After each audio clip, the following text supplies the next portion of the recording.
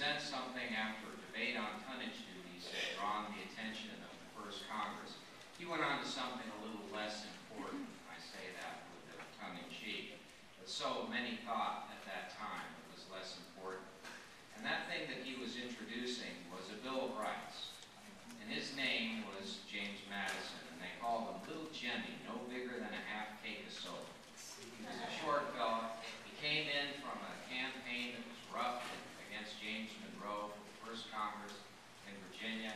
He stood outside. He hated to speak in public. He froze a little part of his nose because it was the coldest winter on record in Virginia, and it disfigured his face.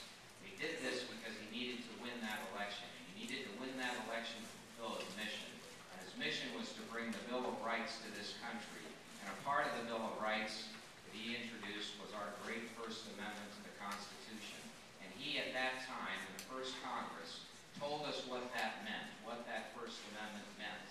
And he would later go on in the Virginia resolutions to explain that the meaning again, when the laws had changed such that the First Amendment was violated. He said that amendment stood for this proposition, that this government shall have no power over speech and press in this country.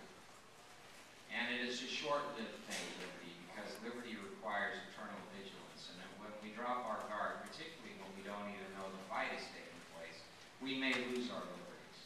And so it was that a short time later, 150 years later, the workings are in place to deprive us of our First Amendment liberties in an area most dear to us. In an area that deals with public health. It deals with your individual health, your sovereignty in determining what goes into your body, your right to receive information necessary to make informed choices.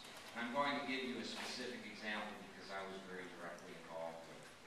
I had the privilege of representing parties who asked me to sue the government because the government, during the administration, the FDA administration of David Kessler, was censoring from the public information about folic acid, a little B vitamin with a powerful punch. That B vitamin, folic acid, in 400 micrograms when consumed by women of childbearing age before they become pregnant, can reduce the incidence of a neural tube defect birth, spina bifida, and anencephaly, by as much as 40% to 80%.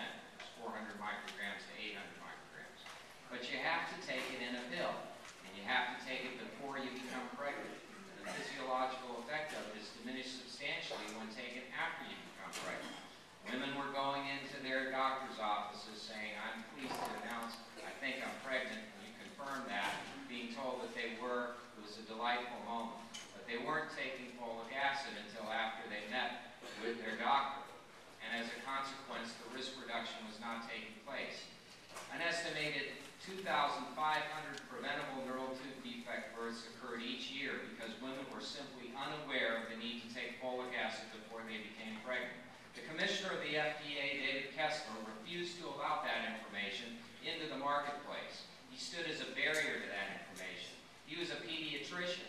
He said, I love kids, but I'm doing this because I'm protecting a process here at the FDA that ensures that only drugs can communicate therapeutic information.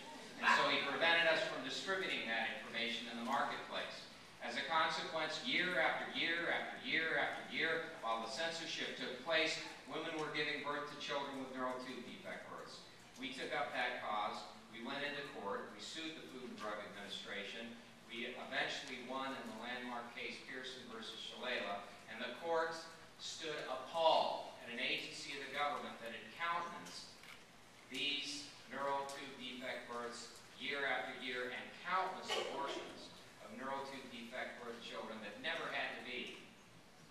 And this is the kernel of evil that grows within this federal government. Censorship of health information. Freedom, liberty is the centerpiece of our Constitution. Freedom of informed choice is indispensable to our ability to control our biological destinies. If we don't have the information, we can't make the choices. If the government doesn't like the choices we make, that is too bad.